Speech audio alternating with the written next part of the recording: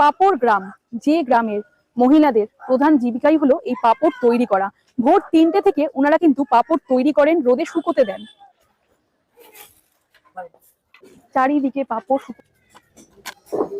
চলে এসেছি পাপড় গ্রামে।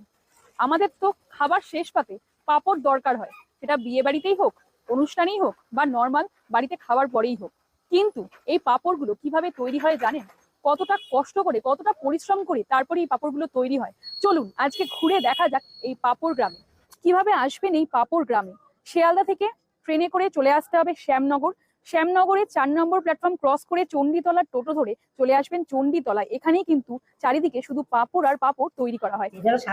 কারখানা আছে, মেশিন আছে, কারেন্টের সাহায্যে হয়। ছেলে দেয়, ওরা মাখায় দেয়। যেরকম রুটি করতে হয়, মাম ভালো মাখানের রুটি ভালো হয়, এরকম ভালো মাখানের পাপড়টা মালিকরা সবকিছু দেয়, আমরা শুধু বেশি 100 গ্রামে কত দাম পড়বে? 100 টাকা কিলো।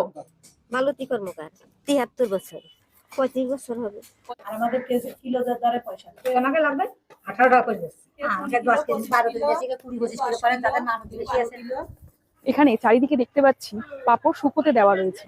পাপড় আমরা কিনে খাই, কিন্তু কোনোদিন কি জানার চেষ্টা করেছি এই পাপড় কতটা কষ্ট করে তৈরি করা হয়? এখানে মোটামুটি কতগুলো তাও ফ্যামিলি আছে যারা এই পাপড় ব্যবসা করছে? অনেক ফ্যামিলি, কি নাম ধরে দাও, ওই পাশে যাও, যত বড় সামনে আছে প্রচুর, এই কারখানা আছে।